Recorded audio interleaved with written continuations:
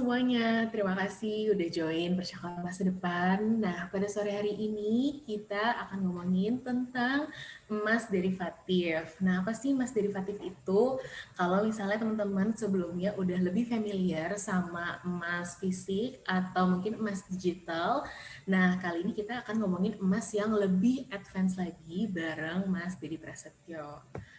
Nah, aku mau share screen dulu ya sebelumnya. Oke, nah buat yang baru banget masuk ke sini, ke dalam ruangan Zoom-nya, selamat sore, dan terima kasih banget udah join sama kita pada sore hari ini.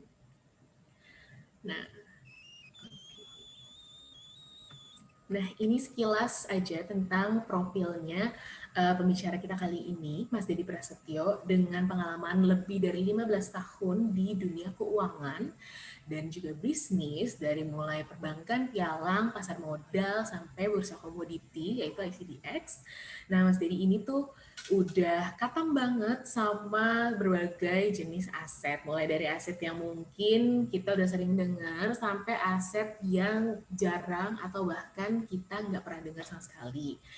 Nah, tapi sebelum ke sesinya Mas Dedi, aku mau bacain dulu peraturan-peraturan umum yang ada di webinar kali ini. Nah, yang pertama, peserta dimohon untuk tertib dan mengikuti instruksi saat kegiatan berlangsung.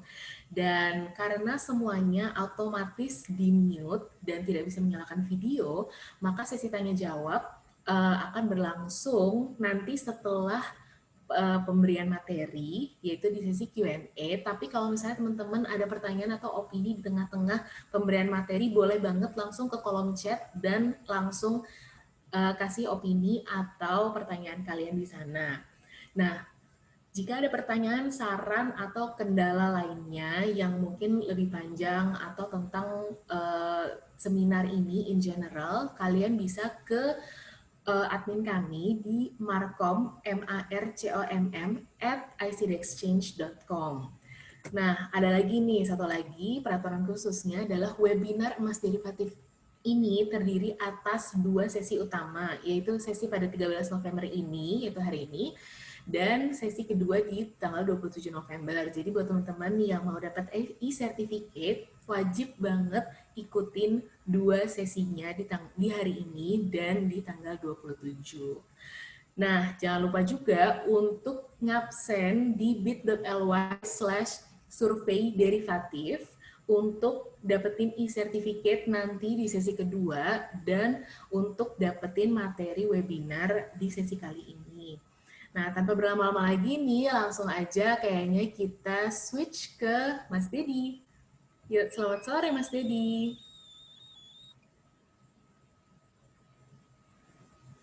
Halo, sore Nadine.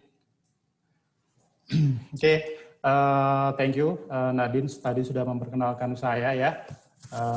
Cukup luar biasa juga ternyata pengalaman saya sudah 15 tahun menggeluti di bidang financial ini, keuangan ini, dan khususnya di produk-produk investment ya, kayak gitu. Jadi tadi sudah dikenalkan, saya di sini dengan Dedi ya. Jadi di sini saya akan memberikan materi terkait dengan sesuai dengan tema kita hari ini, yaitu percakapan masa depan. Dan mungkin percakapan masa depan ini juga sudah pernah dilakukan beberapa kali ya sebelumnya, yang membahas terkait dengan emas fisik, terus kemudian emas digital dan emas derivatif. Nah, untuk yang hari ini mungkin saya akan membahas lebih detail terkait dengan investment di produk emas derivatif itu sendiri. Oke, mungkin untuk mempersingkat waktu bisa saya langsung mulai dan saya bisa langsung share screen.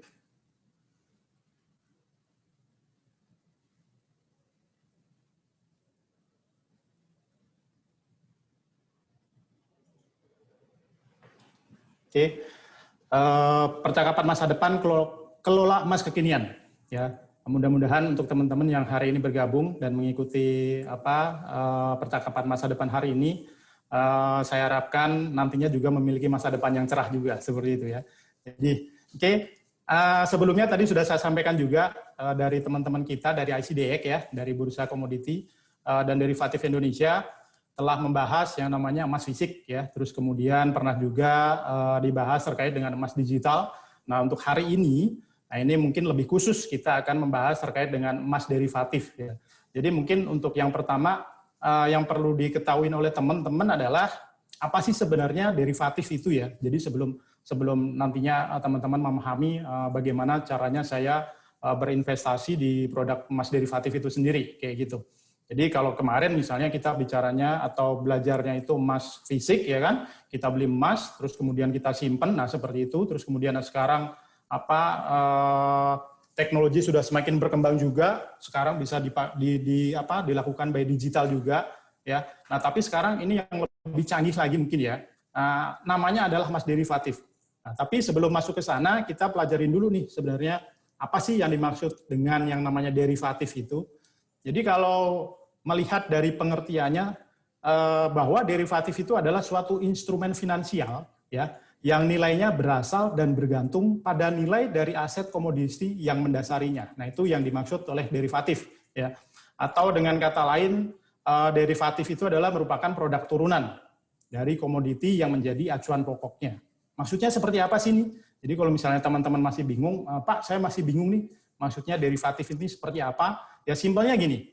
Jadi kalau nantinya kita mau transaksi di emas derivatif ya, kita itu nantinya tidak akan melakukan atau tidak akan melakukan pembelian di emas fisiknya.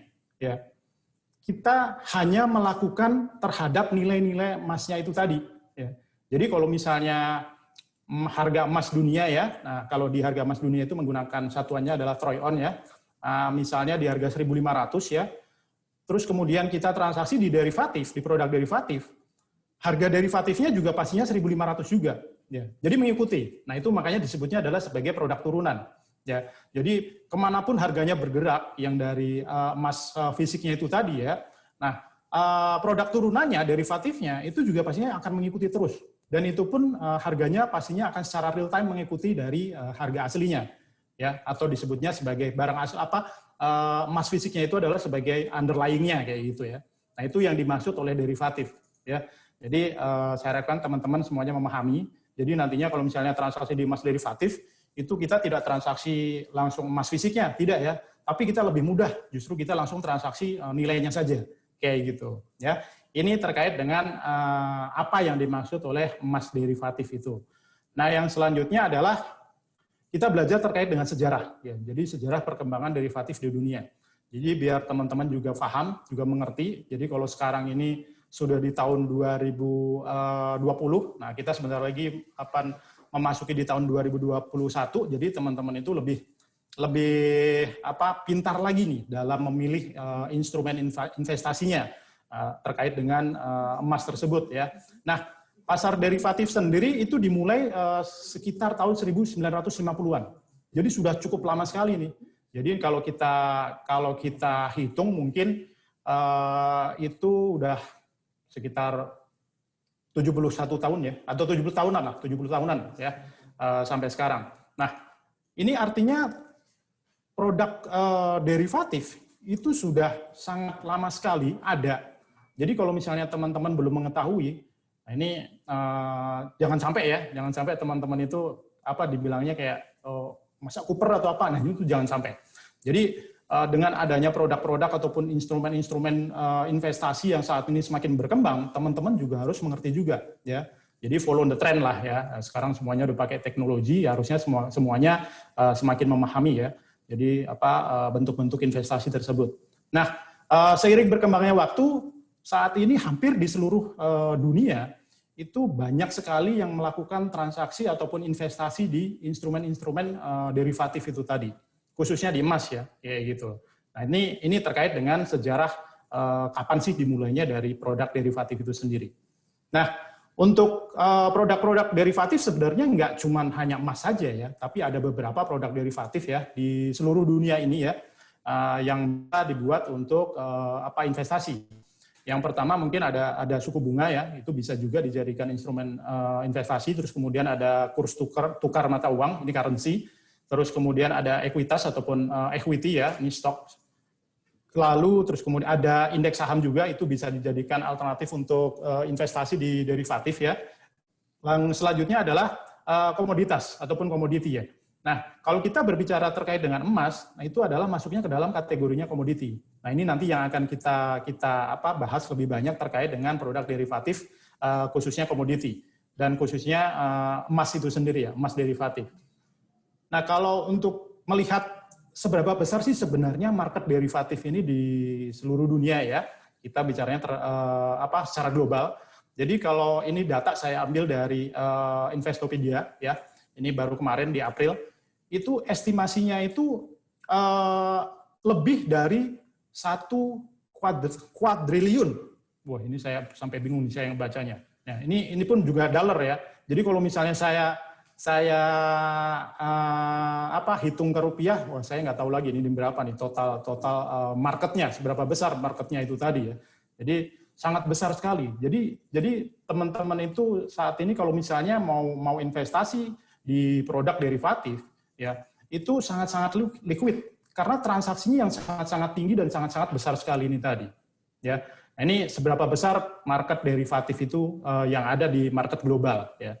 Nah, untuk yang selanjutnya, nah ini kalau kita lihat data juga ya, ini saya ambil dari VIA ya. Jadi kalau kita lihat perkembangan market derivatif sendiri di Asia, di kawasan Asia itu cukup kenaikannya cukup tinggi dan cukup signifikan.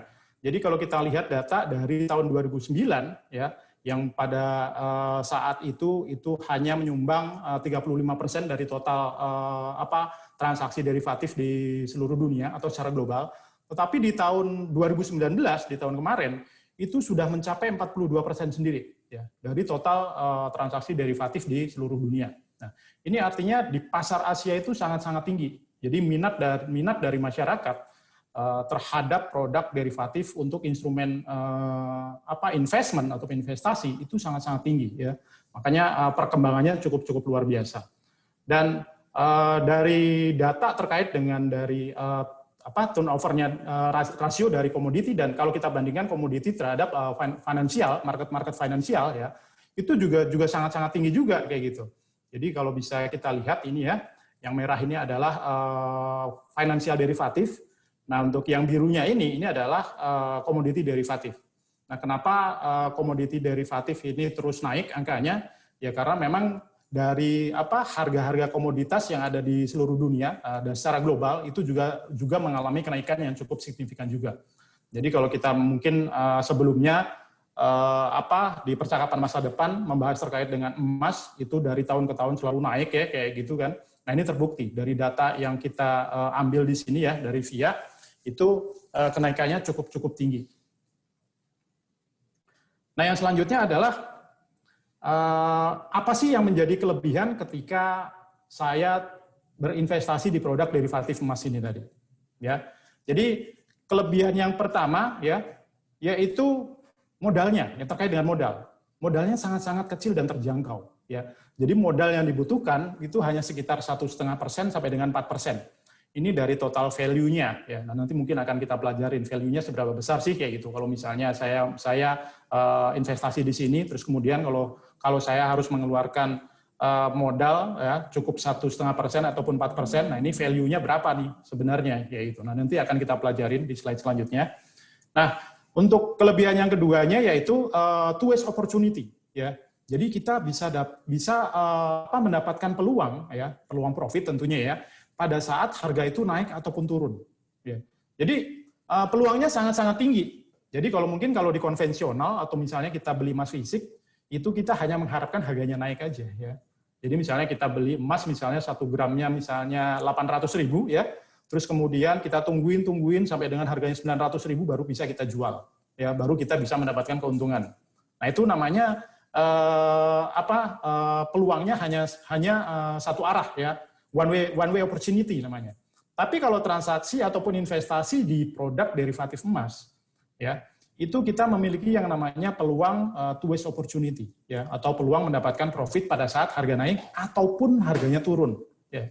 Gimana nih caranya kok bisa ya harga emas kalau turun kita masih dapat berpeluang untuk mendapatkan profit kayak gitu. Nah, ini akan saya jelaskan nanti di slide selanjutnya. Nah, kelebihan yang selanjutnya yaitu transaksi ataupun investasi di derivatif emas ini transaksinya langsung dilakukan di dalam bursa.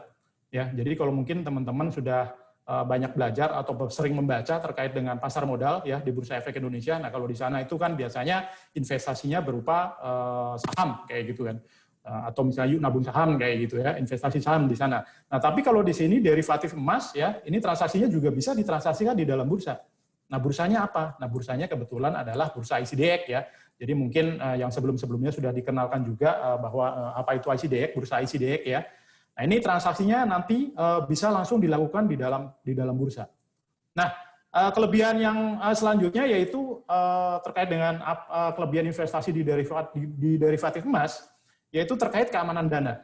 Nah, ini memang kebanyakan orang menanyakan kalau misalnya saya investasi di apapun itu, biasanya mereka menanyakan nih, keamanan dana saya seperti apa ya? Kayak gitu lah. Nah, untuk investasi derivatif emas sendiri, khususnya ini di Bursa ICDX, itu seluruh dana investasi nasabah itu nantinya akan ditempatkan di lembaga clearing. Ya, jadi itu adalah pihak ketiga yang nantinya itu menjamin dana dari semua investor kayak gitu, yang melakukan investasi di produk derivatif emas. Ya, nah ini terkait dengan apa kelebihan investasi di derivatif emas. Nah, mungkin ini akan saya bahas satu-satu ya terkait dengan modal kecil dan terjangkau ini. Yang pertama, kenapa kita modalnya kecil ya?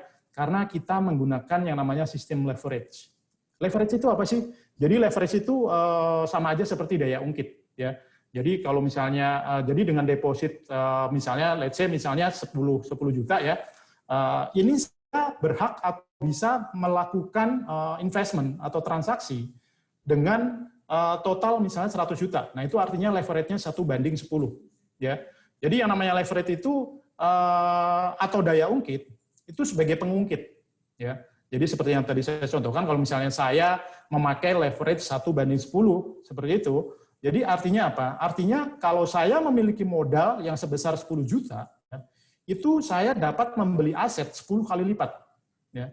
Jadi berapa berarti? Ya tinggal dikalikan aja 10 kali lipatnya. Berarti saya bisa memiliki aset atau saya bisa membeli aset dengan total 100 juta.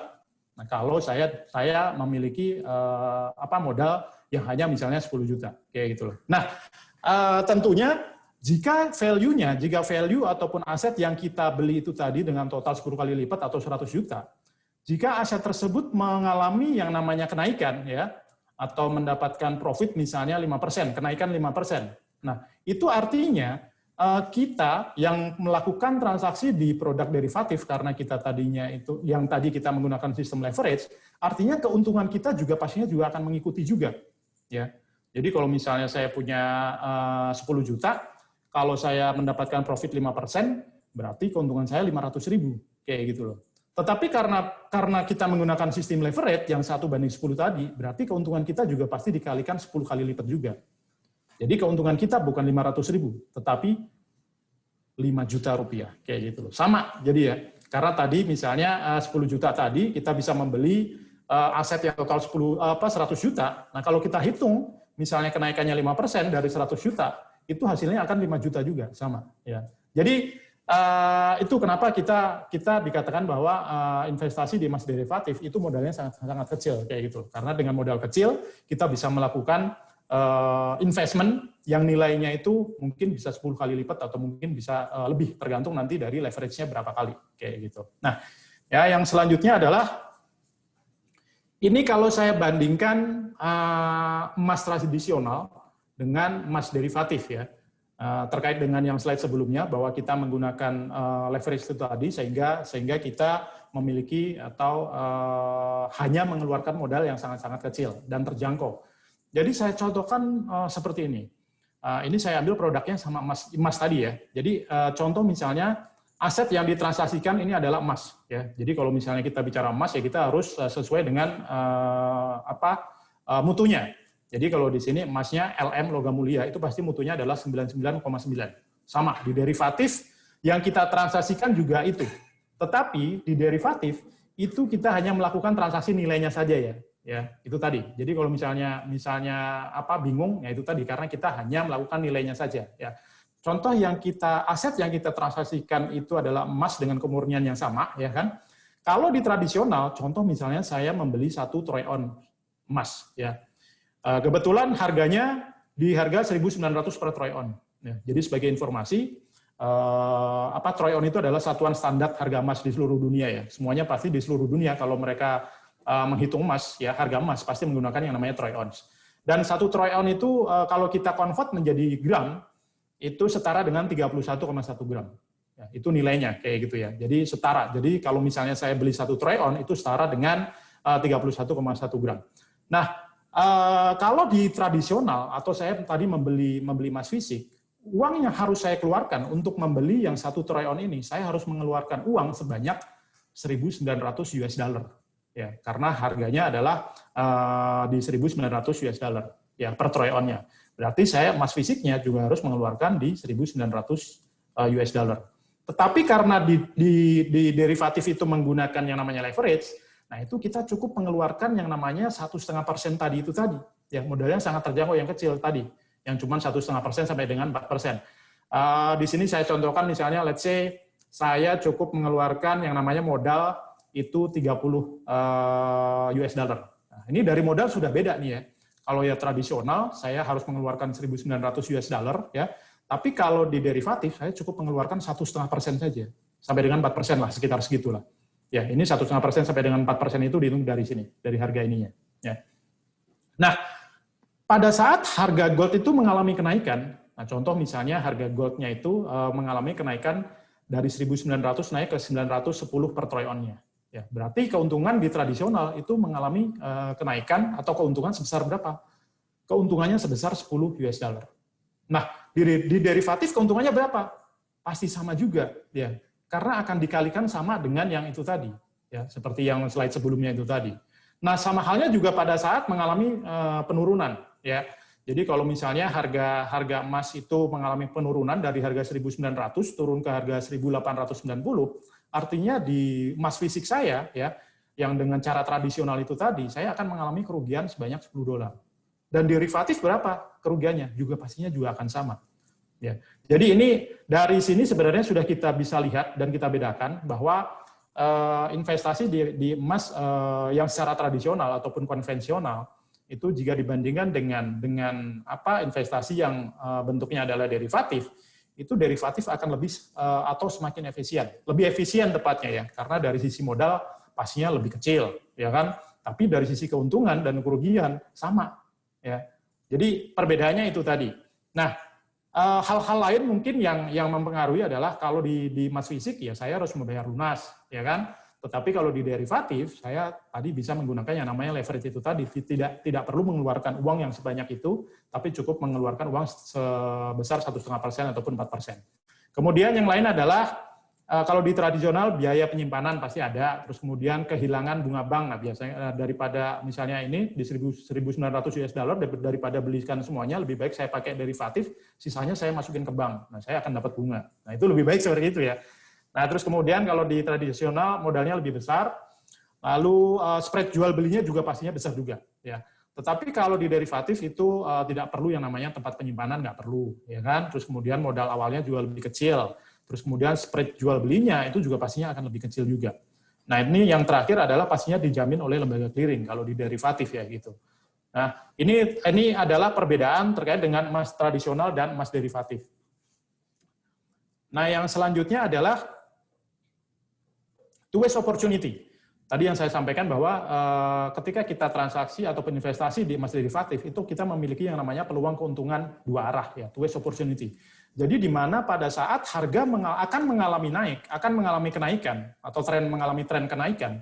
Contoh misalnya harga emas mau naik nih, dari harga 1.900 per troy ounce mau naik nih ke harga 1.000, atau misalnya ke 2.000 US dollar per troy ounce-nya, yang kita transaksikan adalah dengan cara membeli terlebih dahulu. Nah, itu peluang yang pertama. Kemudian setelah harganya naik, baru kita close atau misalnya kita jual. Nah, ini udah paham semuanya lah. Ya. Tapi ada satu lagi keuntungan ataupun peluang. Pada saat harga emas itu akan mengalami penurunan. Ya. Nah, pada saat harga emas akan mengalami penurunan, itu kita juga bisa berpeluang untuk mendapatkan yang namanya keuntungan juga. Ya. Caranya seperti apa? Jadi kalau misalnya tadi harganya mau naik, kita beli duluan. Tetapi kalau misalnya harga emas akan turun, ya, itu kita bisa melakukan transaksi yang namanya sell duluan atau short sell duluan. Ya. Baru pada saat nanti harganya turun, baru nanti akan kita close sell-nya itu tadi. Jadi pada saat harganya turun, semakin turun kita akan semakin untung. Nah, ini bedanya. Ya. Nah, mungkin di benak teman-teman yang baru belajar terkait dengan produk derivatif ini masih bingung. Pak, kok ini harga turun malah untung? Gimana ceritanya, Pak? Kalau harga naik ya udah pasti untung, itu udah umum lah ya. Tapi gimana ceritanya kalau misalnya harga turun kok bisa untung? Nah, ini di sini saya sudah berikan simple logic ya. Kenapa harga turun itu bisa untung? Jadi saya contohkan misalnya seperti ini. Logiknya seperti ini. Jadi biar teman-teman biar memahami ya. Yang pertama misalnya di tanggal 1 Januari. Nah, ini saya. Nah, ini Mas Dedi ya. Mas Dedi saya ya, bukan Mas ya. Ya, jadi kebetulan saya menganalisa harga beras. Nah, ini saya pakai beras saja biar teman-teman memahami dan simpel ya. Contoh misalnya saya menganalisa harga beras. Kayaknya harga beras ini bakalan turun deh beberapa hari ke depan. Gimana ya caranya biar pada saat turun saya dapat keuntungan. Nah, di hari yang sama di tanggal 1 Januari ketika saya menganalisa harga beras bakalan turun, kemudian saya pergi ke tetangga saya. Contoh misalnya kebetulan tetangga saya ini Mbak Nadine. Saya datang ke rumah Nadine, saya pinjam beras dong 1 kilo. Nanti beberapa hari kemudian saya balikin deh 2 hari atau 3 hari kemudian, saya dikasih kemudian ya. Nah, setelah saya dikasih pinjam beras sama Nadine, di hari itu juga saya langsung pergi ke pasar ke pedagang beras untuk menjual beras itu tadi yang saya pinjam dari Nadine itu tadi. Ya. Nah, ketika saya jual di hari itu ternyata harga beras harganya 100.000 per kilogramnya. Ya. Nah, saya pulang dengan membawa uang cash 100.000. Ya. Dan ternyata 3 hari kemudian di tanggal 3, ternyata analisa saya itu benar. Ternyata harga beras turun. Turun ke berapa? Harganya ternyata turun ke harga 70.000. Nah, mengetahui harga beras turun, kemudian saya di hari itu juga saya langsung pergi ke pasar untuk membeli beras. Kalau yang pertama tadi saya jual, kalau yang sekarang di tanggal 3 harga beras turun, saya beli. Ya. Harganya berapa? Harganya 70.000. Saya belinya berapa? Ya, 1 kilo. Nah, setelah saya beli beras sebanyak 1 kilo, ya, yang harganya 70.000, kemudian di hari itu juga saya pulang, terus kemudian saya ke rumah Nadine, Nat, ini beras yang kemarin saya pinjam, saya kembalikan ya. Nah, udah clear ya. Nah, dari penurunan harga beras, di sini saya sudah jelas yang namanya mendapatkan keuntungan sebanyak 30.000. Nah, ini adalah logik sederhana. Jadi yang namanya harga turun itu nggak muluk-muluk pasti rugi. Ya.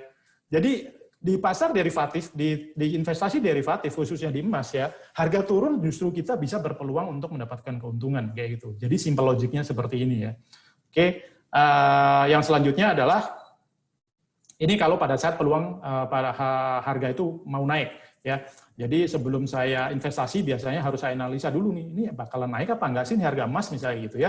Jadi kalau misalnya saya analisa ternyata harga emasnya, oh ini kayaknya mau naik, kemudian saya beli ya.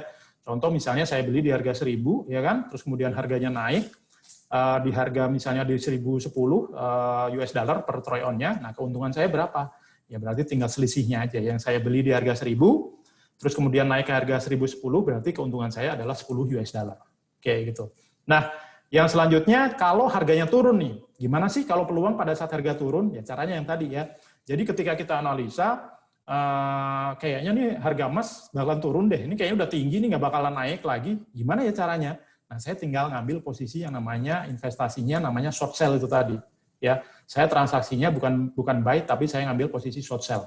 Nah, di sini misalnya saya ambil posisi short sell di harga 1.000 ya.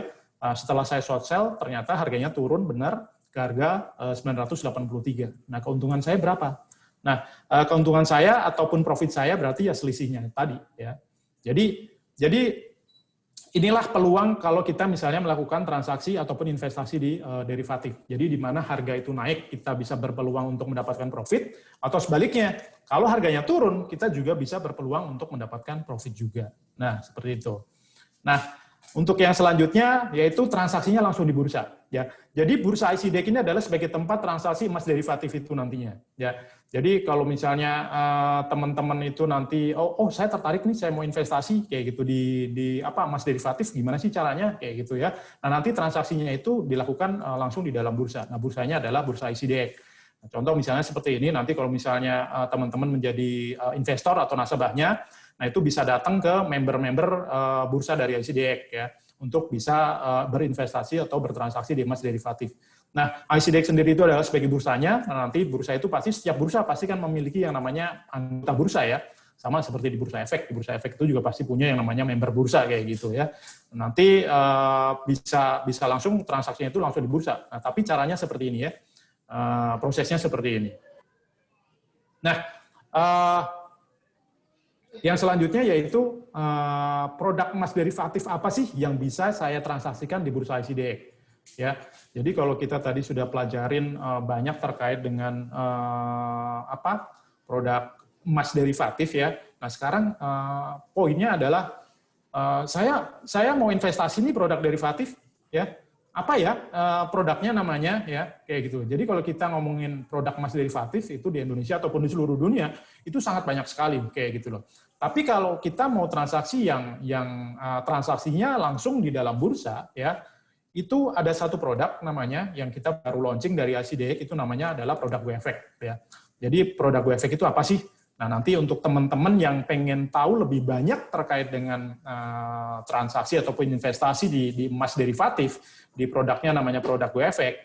Nah, ini teman-teman harus mengikuti nanti percakapan masa depan selanjutnya ya. Jadi ini untuk masa depan teman-teman semuanya juga ya kan. Kita bisa berinvestasi, mengelola keuangan kita juga di sini. Jadi namanya produk atau investment itu sangat banyak sekali ya, khususnya ini tadi saya di awal sudah saya bahas ya terkait dengan emas ya. Kalau di percakapan masa depan yang pertama, kedua itu membicarakan banyak terkait dengan emas fisik, terus kemudian emas digital ya. Nah, sekarang hari ini kita membahas tadi yang kita sudah bahas yaitu emas derivatif. Nah, tentunya produknya kalau untuk emas derivatif sendiri itu di Bursa ICDX yang transaksinya benar-benar terjadi di dalam bursa ya. Itu namanya adalah produk GoEffect. Nah, kalau yang pengen tahu lebih banyak terkait dengan apa itu GoEffect ya, nanti teman-teman bisa mengikuti sesi selanjutnya di percakapan masa depan selanjutnya ya. Tentunya untuk tanggal dan waktunya nanti pastinya akan diinformasikan kembali. Nah, ini juga menjadi salah satu persyaratan tadi ya yang sudah disampaikan oleh Mbak Nadine ya untuk mendapatkan sertifikat dan lain-lain tentunya juga harus mengikuti di sesi selanjutnya seperti itu. Nah, yang selanjutnya yaitu ini pertanyaan yang umum ya dari teman-teman semuanya ataupun dari masyarakat khususnya ya. Ketika berinvestasi ya sama yang tadi di awal sudah saya sampaikan juga, biasanya fokus mereka adalah ketika saya melakukan investment itu apakah dana saya itu aman kayak gitu ya. Karena yang terpenting adalah itu ya. Kalau misalnya investment untung rugi itu terkadang sudah wajar ya. Misalnya nggak cuma di emas saja. Contoh misalnya saya emas di emas fisik ya, saya beli emas fisik di harga 1 juta ya, kemudian harganya turun ke harga 900.000. Nah, itu artinya saya mengalami kerugian. Tapi itu adalah suatu hal yang wajar ya. Kayak gitu karena turunnya harga sebuah aset itu tadi. Tapi yang terpenting adalah amannya, seberapa aman ya terkait dengan dana kita. Nah, tadi di awal sudah saya sampaikan juga bahwa transaksi ataupun investasi di emas derivatif itu sangatlah aman. Kenapa? Karena seluruh dana nasabah nantinya pasti akan ditempatkan di lembaga clearing. Nah, kalau untuk dari Bursa ICDX sendiri ya, kita bekerja sama dengan salah satu lembaga clearing ada di Indonesia, yaitu namanya adalah ICH, nama lembaga clearingnya. Jadi seluruh dana nasabah nantinya akan ditempatkan di lembaga clearing. Itu yang menjamin nanti keamanan dana setiap nasabah. Di mana yang namanya lembaga clearing, nggak cuma di Indonesia aja, nggak cuma ICH aja, itu pastinya diawasin oleh otoritas terkait, ya dari pemerintah, dari manapun lah. Nah, itu yang membuat bahwa dana nasabah nantinya akan aman dan terjamin di sana. Seperti itu, ya. Oke, mungkin terkait dengan emas derivatif, penjelasan dari saya cukup ini aja. Nah, mungkin nanti teman-teman yang pengen tahu lebih banyak gimana sih caranya ya, kayaknya saya pengen deh atau apa kayak gitu ya, atau pengen tahu lebih banyak deh kayak gitu. Nah, itu nanti akan saya bahas lebih banyak itu nanti di sesi kedua di percakapan masa depan yang kedua ya terkait dengan investasi di emas derivatif ini. Karena itu tadi yang tadi saya sampaikan, kita memiliki peluang yang unik itu tadi, kita memiliki peluang kalau harganya naik ataupun turun kayak gitu loh. Jadi kita nggak bingung nih, mungkin kalau kita masuk konvensional kita beli di harga 1 juta, kemudian harganya turun, kita tungguin sampai nanti harganya naik kapan ya, kayak gitu ya. Tapi kalau di emas derivatif nggak perlu seperti itu. Justru sebaliknya, pada saat kita melihat harga itu, kayaknya ini harganya udah tinggi deh, kayaknya bakalan turun deh, kayak gitu. Ya berarti ya kita tinggal transaksi aja yang namanya short sell itu tadi. Semakin turun, kita justru semakin untung. Semakin turun lagi, kita justru semakin untung, kayak gitu loh. Jadi yang namanya harga turun nggak muluk-muluk soal rugi ya. Karena kalau di transaksi di produk derivatif, justru kita sebaliknya. Bisa jadi kita bisa mendapatkan keuntungan juga, kayak gitu. Oke, mungkin itu aja dari saya, dan mungkin teman-teman bagi yang belum tahu banyak terkait dengan ICDX ya, jadi itu bisa di follow Instagram kami di ICDX, yaitu di ICDX Group ya, ini untuk di Instagramnya, kemudian di Facebooknya juga sama, untuk di Twitternya juga sama. Nah, itu nanti untuk teman-teman yang pengen tahu lebih banyak terkait dengan apa transaksi derivatif itu bisa langsung lihat-lihat ya, kepoin Instagram kita di sana untuk baca-baca. Nah, itu nanti akan banyak informasi yang bisa didapatkan di sana. Oke, mungkin itu aja. Mungkin di sesi selanjutnya adalah Q&A. Jadi bisa saya kembalikan ke Nadine. Silakan Nadine. Iya, terima kasih Mas Dedi. Halo semuanya. Semoga masih pada semangat ya, karena ini masih banyak banget nih teman-teman kita yang pada semangat banget dan antusias mengirim pertanyaan, dan ada beberapa juga yang beropini. Nah, pertama-tama mungkin pertanyaannya aku bacain dulu kali ya, dari Agustina Weni Pristiawati. Nah, di sini ada 3 pertanyaan nih, satu orang. Nah, pertama, lebih baik investasi emas atau reksadana ya? Dan jika emas, alasannya kenapa jika dari sudut pandang Pak Dedi? Dan yang kedua, dalam berinvestasi kan pasti ada risiko. Bagaimana ya cara menghadapi risiko bagi pemula? Nah, terakhir, jika ingin berinvestasi emas, sebaiknya sejak kapan nih Pak? Coba Mas Dedi. Oke, baik. Thank you untuk pertanyaan yang pertama dari ini Ibu atau Mbak? Saya panggil Mbak aja, dari Agustina. Mbak aja paling, Agustina. Oke. Yang pertama, lebih baik investasi emas atau reksadana? Jika emas, alasannya kenapa, dan jika dari sudut pandang Bapak. Oke. Jadi semua yang namanya investasi itu adalah bagus. Ya, baik di reksadana ataupun di investasi emas itu semuanya bagus. Tergantung nanti kebutuhan kita seperti apa, kayak gitu loh.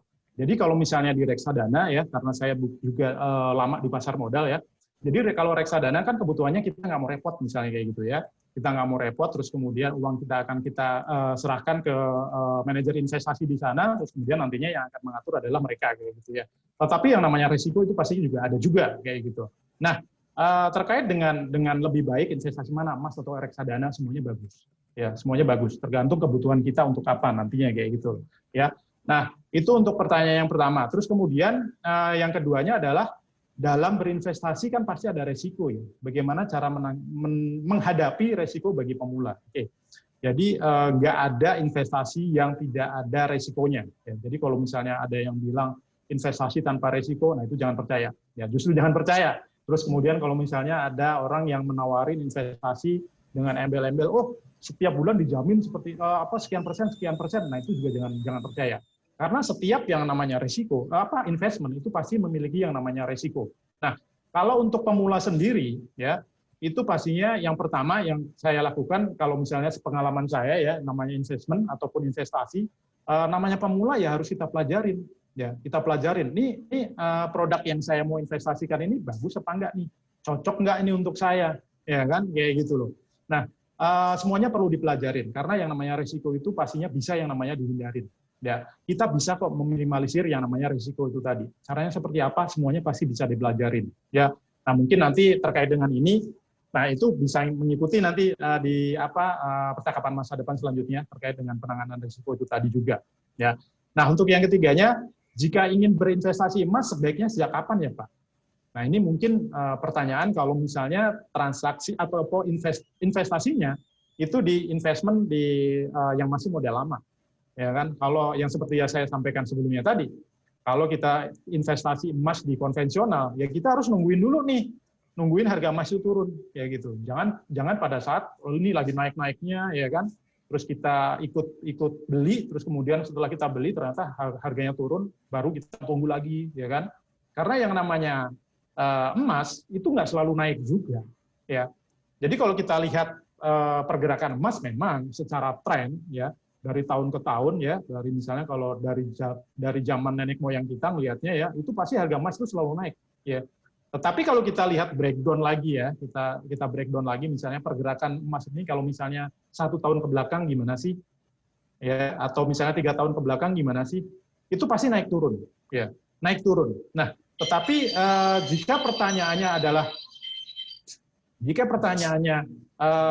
kapan waktunya saya berinvestasi emas? Nah, kalau investasinya itu di emas derivatif, itu nggak ada pertanyaan kapan saya mau investasi, karena kapan aja bisa. Karena itu tadi, untuk investasi di derivatif emas, itu kita nggak perlu nungguin harganya turun ataupun naik. Karena harga naik, kita juga bisa berpeluang untuk mendapatkan profit, dan sebaliknya, kalau harganya turun, kita juga bisa berpeluang untuk mendapatkan profit itu tadi. Ya. Mungkin jawabannya mungkin seperti itu, Mbak Agustin. Oke, mungkin pertanyaan selanjutnya. Oke, selanjutnya ada dari Rika Puspanita. Nih, selain emas, apakah ada produk derivatif lainnya yang sama unggulnya dengan emas derivatif dengan jangkauan investasi yang lebih rendah dibandingkan emas mungkin? Terima kasih. Oke, thank you juga untuk Mbak Rika untuk pertanyaannya. Nah, ini pertanyaan juga sangat bagus. Ini juga jawabannya pastinya nanti akan ada di sesi selanjutnya, di percakapan masa depan selanjutnya ya. Karena tapi mungkin sedikit kisi-kisi aja ya. Jadi sebagai informasi aja, produk derivatif itu nggak cuma emas saja kok. Tadi mungkin sudah saya sampaikan juga di slide saya ya. Jadi produk investment derivatif itu nggak cuma emas saja. Jadi mungkin ada berbentuk currency, terus kemudian ada equity bond ya kayak gitu-gitu, banyak sekali sebenarnya. Cuman karena kita masyarakat ini sudah, kalau kita ngomongin emas itu sudah sangat-sangat familiar, jadi itu enak gitu ngomonginnya ya. Dan orang nggak bingung nih ketika ngomonginnya emas. Tapi kalau misalnya saya ngomongin langsung misalnya derivatif ada yang derivatif misalnya equity atau saham, mungkin orang bingung karena mereka belum tahu nih dasar saham ini apa kayak gitu. Tapi kalau kita tahu dasarnya, emas dulu deh, ya kan? Emas itu kan barang yang setiap hari mungkin bisa kita lihat atau kita pakai ya kalau untuk yang cewek-cewek misalnya gitu. Nah itu kan sesuatu hal yang mudah. Tetapi kalau kita ngomongin produknya, apakah ada produk lain selain ini? Nah itu pasti banyak. Ada juga di ICDEX banyak sekali kayak gitu. Dan tentunya untuk investasinya juga sama kok dengan emas derivatif ini juga sama-sama terjangkau ya. Jadi untuk dari sisi modalnya itu cukup terjangkau juga. Mungkin itu jawabannya untuk Mbak Rika. Oke, mungkin untuk yang lain. Selanjutnya ada dari Madeline. Untuk market derivatif itu sendiri kan cukup tinggi kenaikannya, ya begitu signifikan kenaikannya. Nah, menurut Bapak sendiri selain emas sebagai objek yang diinvestasikan, adakah objek lain yang lebih baik selain emas? Ini mirip ya sama pertanyaan Rika tadi. Betul. Dan seberapa besar risiko yang diterima oleh si investor bila terjadi hal tak diduga? Mirip juga sama pertanyaan pertama. Silakan. Oke, baik. Jadi ini sebenarnya untuk jawabannya juga sama dari pertanyaan yang sebelumnya itu tadi. Nah, dengan resiko itu tadi, resiko yang diterima oleh si investor bila terjadi hal-hal yang tidak diduga seperti itu ya. Jadi karena transaksi kita itu di bursa, pastinya kita punya yang namanya sistem-sistem untuk membatasi kerugian kita itu tadi, kayak gitu ya. Jadi contoh misalnya, kalau saya memiliki emas ya, contoh misalnya saya memiliki emas fisik ya, saya beli emas fisik misalnya 1 kilo ya, 1 kilo saya punya uang banyak nih ya. 1 kilo ternyata saya per gramnya di harga 1 juta misalnya gitu. Nah, ketika harga emas mengalami penurunan misalnya ke harga 900 misalnya ketika saya jual ke pasar misalnya atau ke pedagang emas, ternyata harganya turun ke harga 900.000 atau 950.000. Nah, berarti kan artinya kerugian kita itu adalah sekitar 50.000 ya, itu per gramnya. Tinggal dikalikan 1 kilo. Nah, itu kan banyak juga ya. Tergantung apakah dia mau menunggu ya. Oke deh, saya nggak mau jual deh. Takutnya kalau misalnya saya jual, saya rugi. Nah, itu artinya keputusan dari investor itu tadi. Ya. Nah, atau sebaliknya, kalau misalnya oke, saya nggak mau jual deh, misalnya saya tungguin deh sampai nanti emas naik lagi. Nah, itu berarti ya mereka harus sabar. Ya kan, harus sabar nungguin yang tadinya harga emas 1 juta turun ke harga 950.000, harus sabar nungguin naik lagi ke 1 juta, mungkin ke 1 juta something baru dia mendapatkan keuntungan seperti itu.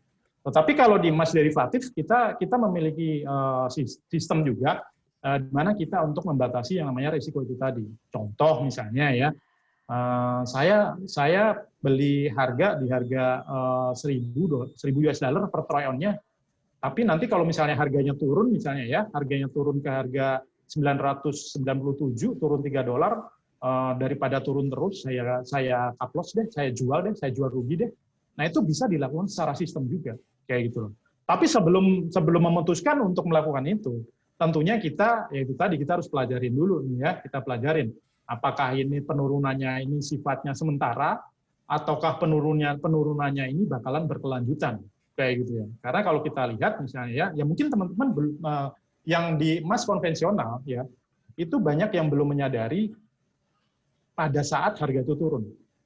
Mungkin kalau untuk yang mungkin orang yang sudah berkecimpung di emas misalnya gitu, emas fisik, mungkin mereka pernah mengalami di harga 1 gramnya misalnya harganya itu sempat ke harga 650.000 per gramnya pada saat itu.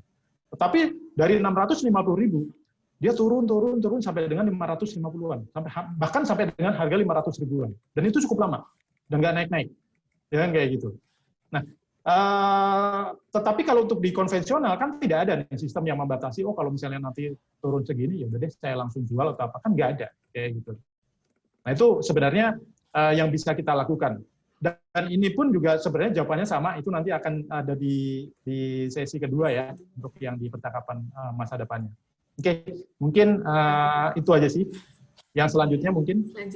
Selanjutnya ada dari Jalu Tommy. Nah ini kayaknya berkaitan dengan tradingnya sendiri nih Mas Dedi. Peluang apa yang bisa diambil saat ini? Jual atau beli? Buy or sell? Silakan Mas Dedi. Oke, ini kayaknya sudah pernah transaksi kayaknya kalau melihat pertanyaannya ya. Peluang apa yang bisa diambil saat ini, jual atau beli? Nah sebenarnya kalau ini perlu kita analisa dulu ya. Nah, bagi seorang yang sudah, nah ini kayaknya Pak Jalu ini sudah cukup lama juga ya transaksi di sini kalau ngelihat pertanyaan seperti ini. Ya, tetapi saya tidak bisa mengatakan yang namanya apakah saat ini kita beli ataupun jual, saya tidak bisa mengatakan seperti itu karena itu tadi ya semuanya kita punya berpeluang kok. Tergantung kita mau tujuannya mau apa. Ya, tujuannya apakah kita mau short term atau kita mau long term, kayak gitu. Kalau kita tujuannya mau long term, mungkin kita bisa beli juga sekarang. Karena kalau kita lihat historinya itu tadi, harga emas itu pasti akan selalu naik kok, ya gitu kan. Nah kalau tujuannya long term ya itu tadi, saya nggak mau short term kok. Saya mau investasinya untuk jangka panjang, biarin aja misalnya 5 tahun, ya nggak apa-apa. Beli sekarang juga nggak apa-apa, kayak gitu. Ya. Nah ini sederhana ya, kayak gitu, jawaban sederhana ya. Nah, tapi kalau kita tujuannya short term, kan banyak sekali peluang untuk transaksi di derivatif itu. Peluangnya kan kita bisa naik ataupun turun, ya kan? Pada saat harganya naik udah terlalu tinggi, ya kemungkinan kita bisa lakukan short sell, ya kan? Tapi kalau misalnya kita lihat misalnya pergerakannya 1 bulan ini misalnya lagi turun, ya kita mungkin bisa ambil transaksi beli, ya karena kesempatannya banyak. Itu tadi 2 arah itu tadi, kita bisa beli ataupun bisa jual. Kalau untuk emas sendiri, kayak gitu, ya. Mungkin itu jawabannya Pak Jalu ya. Yang selanjutnya Pak Nadine. Selanjutnya ini masih banyak banget nih dan makin berdatangan nih, masih ada 21 pertanyaan yang harus dijawab. Mas semangat ya Mas Dedi ya. Kita masih ada waktu 10 menit. Oke, dari Suwandi Zen, saat ini sangat banyak investasi tabungan emas online, baik yang diselenggarakan oleh anak usaha BUMN maupun swasta. Nah, apa kelebihan dan kekurangan emas derivatif dibanding yang lainnya? Mungkin maksudnya dibanding tabungan emas online lainnya ya. Terima kasih. Oke. Sebenarnya kalau terkait dengan apa sih kelebihan dan kekurangan, semuanya pasti memiliki yang namanya kelebihan dan kekurangan masing-masing. Ya, mungkin kalau terkait dengan kelebihan dan kekurangan, ya tadi mungkin sudah saya sampaikan juga di slide saya tadi ketika saya menggambarkan perbedaan transaksi konvensional dengan transaksi derivatif, kayak gitu ya. Mungkin kalau di derivatif sebenarnya sih lebih banyak kelebihan ya, menurut saya ya kayak gitu ya. Kalau saya yang sudah berkecimpung di industri ini sudah lama kayak gitu ya, baik di pasar modal, di finansial keuangan kayak gitu. Kenapa? Karena kalau saya sih lebih cenderung dengan melihat modalnya itu tadi. Dengan modal yang relatif kecil, saya bisa melakukan transaksi dengan value yang lebih besar kayak gitu ya.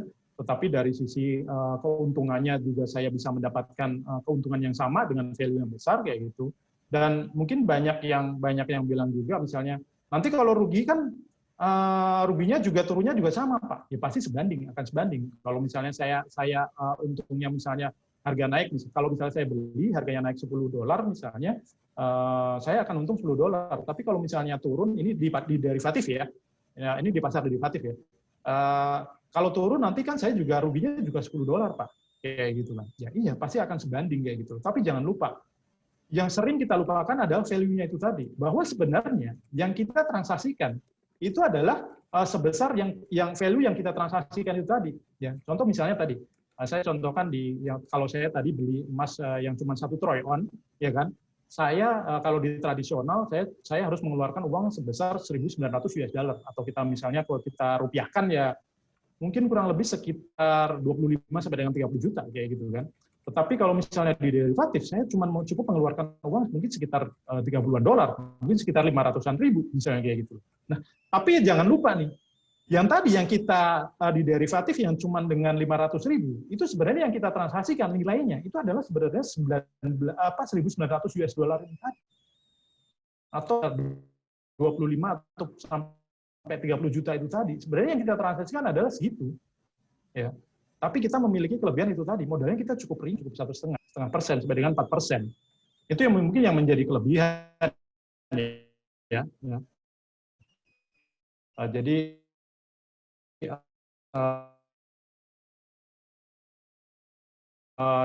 dari sisi modal kita lebih kecil, terus kemudian keuntungannya sama, ya dihitung sama dengan nilainya yang tadi, ya kan? Nah mungkin kalau untuk kawin, kalau di emas online relatif kecil, ya bahkan mungkin dari mereka bisa beli dari ya emas digital itu ya 20.000 mereka sudah bisa melakukan pembelian kayak gitu. Tapi mungkin kalau misalnya saya beli ya, terus kemudian saya mau ambil emasnya, ya kemungkinan nggak bisa, karena harus pada saat mereka cetak ya, mungkin harus menunggu 1 gram dulu atau setengah gram dulu, baru mereka bisa cetak, terus kemudian baru bisa ambil kayak gitu. Nah, selain itu juga spread-nya juga sangat tinggi di sana. Jadi mungkin teman-teman juga jangan bukan sesuatu yang negatif. Nah, ini cuman compare aja kayak gitu. Jadi kalau di emas yang mungkin kita bisa nih beli emas yang mungkin emas-emas yang kecil-kecil dengan ukuran-ukuran yang kecil, yang cuma 0,1, 0,2, tapi jangan salah. Ukuran yang kecil, itu harganya juga akan semakin tinggi. Jadi kalau misalnya teman-teman mau compare, ya kan, beli emas yang 1 gram berapa, sama yang beli 0,01 berapa. Ya, contoh misalnya kalau saya beli emas 1 gram misalnya harganya 1 juta, misalnya ya. Kalau yang 0,1 harusnya dibagi 10 dong, harusnya 100.000 dong. Betul ya? Ya. Tapi yang terjadi adalah ketika kita membeli yang 0,1, ya kan, harganya pasti akan lebih tinggi. Bisa jadi 150.000. Nah ini tinggal dicek aja nanti ya, tinggal dicek kayak gitu. Nah itu pasti harganya akan lebih tinggi. Karena biaya cetaknya menurut mereka juga tinggi juga. Kayak gitu. Semakin kecil emasnya, biaya cetaknya juga semakin tinggi. Nah pada saat melakukan penjualan, oke deh saya jual deh yang 0,1 ini tadi, nah itu spreadnya juga cukup tinggi. Tadi mungkin saya belinya 150.000 ya, ketika saya jual bukan 150.000. Kemungkinan cuma 130.000. Kalaupun saya jual BEP di 150.000, ya berarti harus menunggu harga emas itu naik. Kemungkinan di harga 180.000 gitu ya. Kalau misalnya beli, berarti harga jualnya di harga 150.000, itu baru BEP. Kayak gitu.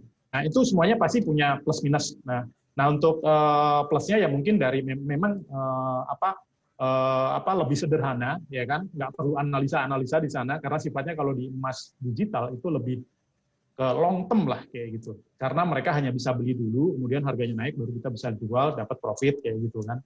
Tetapi kalau kita tujuannya untuk misalnya short term, terus kemudian juga pengembangan portofolio kita, ya kan, nah itu mungkin bisa ke investasinya derivatif, seperti itu mungkin. Oke.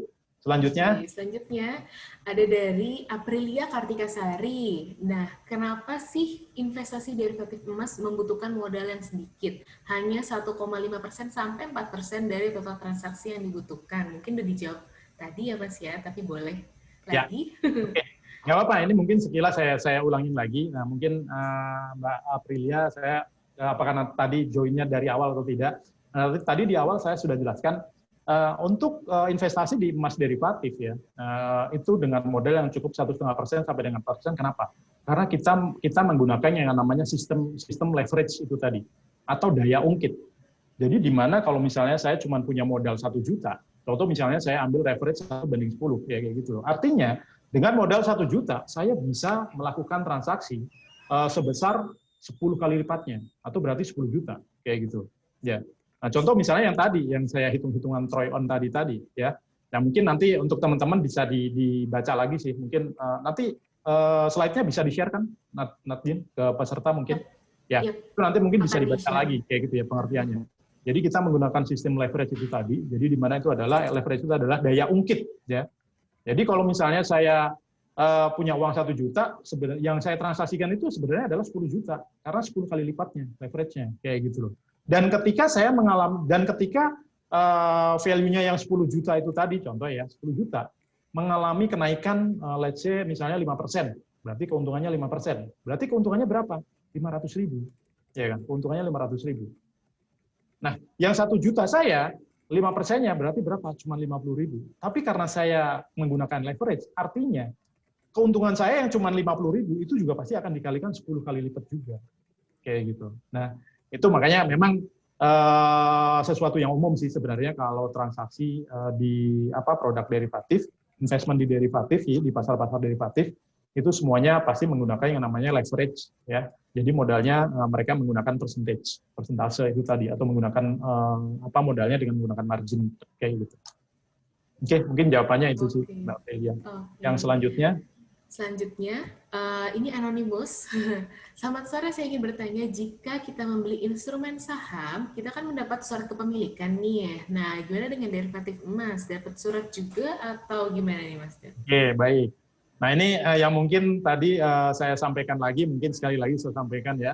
Kalau kita mengikuti dari awal tadi, yang harus kita pahamin adalah itu tadi, bahwa kita transaksi emas ini, ingat nih, emasnya adalah emas derivatif ya. Jadi nggak cuma emas saja nih produk derivatif, karena di saham pun juga ada produk derivatifnya juga kayak gitu loh. Nah, kalau di saham kan memiliki yang namanya kepemilikan. Bagaimana kalau misalnya dengan emas derivatif? Ya, karena kita transaksinya di derivatif. Nah, menurut pengertiannya yang tadi ya. Jadi derivatif itu adalah produk turunan. Jadi di mana produk turunan tersebut harganya akan mengikuti harga dasar yang mendasarinya atau underlying-nya. Ya. Jadi kalau kita transaksi di emas derivatif, ya kita tidak akan memiliki emas fisiknya, tidak. Cukup simpel kok, kita cukup melakukan transaksi nilainya saja kayak gitu. Karena itu tadi, harga derivatif itu pasti akan mengikuti harga aslinya. Misalnya emas harganya 1.500 per troy ounce, ya pasti derivatifnya juga pasti 1.500 per troy ounce juga, pasti sama. Ya. Dan ini di seluruh dunia semuanya sama. Jadi kalau misalnya di US, di Europe, terus kemudian di negara manapun lah, ya harga emas misalnya di 1.500, di Indonesia dan di ICDX juga harganya pasti 1.500 juga. Tapi ingat, yang kita transaksikan adalah produknya derivatif loh, ya. Jadi kita tidak melakukan transaksi barang fisiknya. Ya.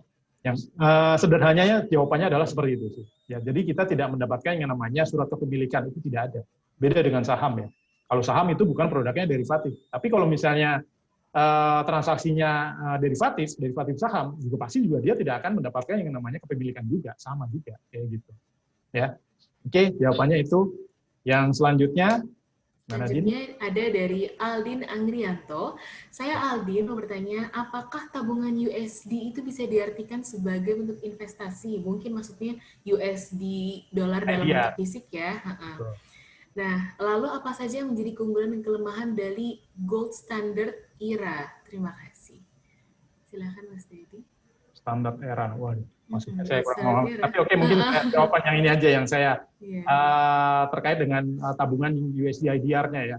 Jadi itu juga merupakan salah satu investment juga, ya. Yang tadi mungkin saya sebutkan bahwa currency itu juga sebagai aset juga. Jadi kalau kita ngomongin aset di seluruh dunia, ataupun bentuk-bentuk investment di seluruh dunia, itu banyak sekali macamnya. Salah satunya yaitu tadi, yang mungkin tadi saya sebutkan ada derivatif, saham, terus kemudian currency pun, ini termasuk currency kalau USD ini.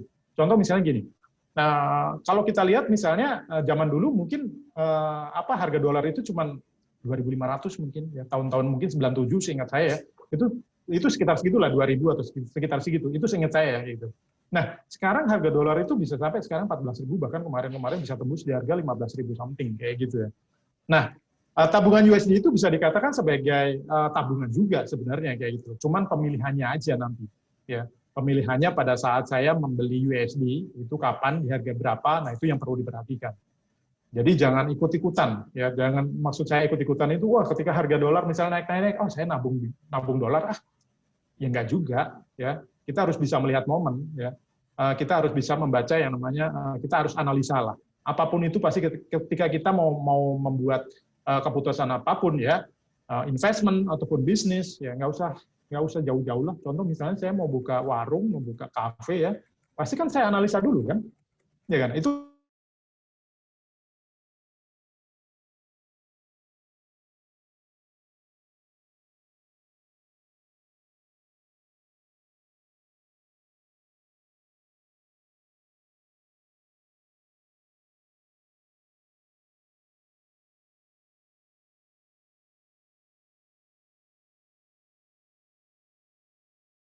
USD apakah bisa diartikan sebagai bentuk investasi? Ya, itu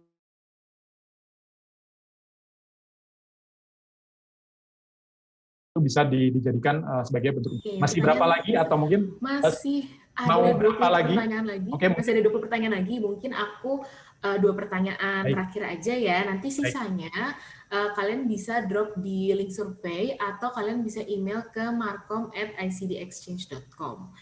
Nah, ini dari Dewanti Luhur Prasetyaningsih. Saya mau bertanya lebih baik mana antara nabung di bank atau nabung emas mungkin maksudnya. Jadi nabung di bank atau nabung emas. Oh iya, ini jangan salah nih, soalnya ini yang nanya cewek. Ya kan, kalau Iya. emas berarti nabungnya apa nih?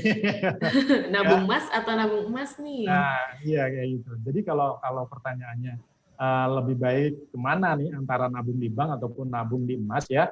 Jadi semuanya yang nama itu adalah salah satu bentuk investment ya. Jadi semuanya adalah baik.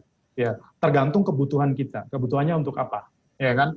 Apakah kita untuk long term ataupun untuk short term? Nah, itu kita harus membedakan dan kita harus bisa memilah-milah kebutuhan saya ini untuk apa. Contoh misalnya, oke, saya misalnya nabung di bank kan, nabung di bank, uang saya banyak, misalnya 1 miliar, misalnya saya taruh deposito kan, saya tinggal menikmati bunganya, saya nggak mau repot-repot, ya nggak apa-apa, kayak gitu loh. Tapi kalau misalnya uang saya misalnya 5 juta, ya kan, tapi biar gimana ya caranya biar uang saya berkembang, ya mungkin kalau uang 5 juta ditaruh di bank, ya lama banget, lama sekali untuk berkembangnya, ya kan. Nah kemungkinan kalau dengan apa modal yang mungkin sedikit ya, itu mungkin bisa cari alternatif investment lain. Ya, contohnya misalnya bisa investment di emas derivatif, ya, karena di sana mungkin kita bisa melakukan apa itu tadi peluang-peluangnya ada pada saat naik ataupun turun ya untuk kita kelola kayak gitu. Tapi dan pastinya kita harus tahu juga nih bahwa yang namanya investment itu punya resiko masing-masing, tingkatannya juga masing-masing. Ya, oke, mungkin jawabannya itu. Mungkin pertanyaan terakhir. Pertanyaan terakhir. Oke, pertanyaan terakhir. Aku rangkum aja kali ya. Ada dari Christopher. Ini pertanyaannya ada 2. Apakah produknya termasuk juga di JFX atau mungkin available di Jakarta Futures Exchange? Dan apa bedanya ICH dan KBI atau clearing berjangka? Bukannya sama-sama untuk rekening terpisah, ICH dan KBI? Boleh ini dijawab nih, Mas. Oke. Jadi pertanyaannya bagus sekali. Jadi mungkin ini saya agak buka sedikit terkait dengan bursa ya, keberadaan bursa di Indonesia ya. Jadi sebenarnya untuk bursa komoditi ya terkait dengan bursa derivatif itu di Indonesia masih ada 2. Yang pertama adalah JFX, kemudian yang kedua adalah ICDX ya. Nah, ini juga sebenarnya sama. Pada saat zaman dulu, di Bursa Efek Indonesia itu juga ada 2 bursa. Dulu ada Bursa Efek Surabaya sama Bursa Efek Jakarta gitu. Tapi sekarang untuk Bursa Efek itu sudah di merger menjadi satu, namanya menjadi Bursa Efek Indonesia. Tetapi kalau untuk di bursa derivatif sendiri itu masih ada 2. Yang pertama adalah JFX, kemudian yang keduanya adalah ICDX. Tapi kalau untuk menanyakan terkait pertanyaan produk ini bagus, apakah produk ini termasuk juga di JFX? Jawabannya adalah tidak. Ya. Karena untuk produk derivatif emas ya, yang tadi produknya namanya GoEFX itu tadi yang nanti akan kita bahas di percakapan masa depan kedua ya, itu hanya ada di bursa ICDX ya, tidak ada di bursa manapun. Bahkan kalau misalnya mau cari di Asia Tenggara, nggak ada juga. Adanya cuma di bursa ICDX ini juga. Adanya cuma di bursa ICDX aja. Ya. Jadi ini yang menjadikan bahwa produk derivatif emas ini menjadikan produk WFX itu tadi ya. Nah, ini nanti akan bagus. Cuman kisi-kisinya satu, menjadikan produk pertama di Asia Tenggara yang transaksi derivatifnya dilakukan langsung di dalam bursa. Nah, makanya cuma ada di ICDX, bursanya namanya di bursa ICDX. Nah, kemudian pertanyaan kedua, apa beda ICH dan KBI? Ya, oke. Jadi ini juga sama tadi ya. Kalau untuk di lembaga clearing di Indonesia itu untuk di bursa derivatif itu ada dua juga. Nah, yang pertama adalah KBI, terus kemudian clearing berjangka Indonesia, terus kemudian yang keduanya adalah ICH, Indonesia Clearing House. Nah, untuk ICDX sendiri kita menggunakan clearingnya namanya adalah ICH, Indonesia Clearing House. Ya, tapi secara sistem, secara fungsi itu sama. Ya, tapi untuk penggunaannya sendiri ICDX kita hanya bekerja sama dengan lembaga clearing namanya ICH, Indonesia Clearing House. Ya, oke. Mungkin jawaban terakhir itu. Dan untuk yang lebih jelas lagi terkait dengan produk derivatif, gimana cara transaksinya, terus kemudian produk WFX itu seperti apa, peluangnya seperti apa, terus kemudian gimana saya bisa make profit di sana, caranya seperti apa. Nah, itu tinggal kita teman-teman bisa mengikuti percakapan masa depan sesi kedua. Ini untuk tentunya untuk masa depan teman-teman semuanya, Bu. Ya. Oke. Terima kasih. Terima Nah, kasih saya Mas kembalikan. Dedi. Oke, ini aku akan share screen untuk link absensi, sekaligus juga ini link untuk kalian bisa dapetin materi di webinar hari ini, yaitu bit.ly/survei derivatif, ya, yang paling bawah di pojok sebelah kanan.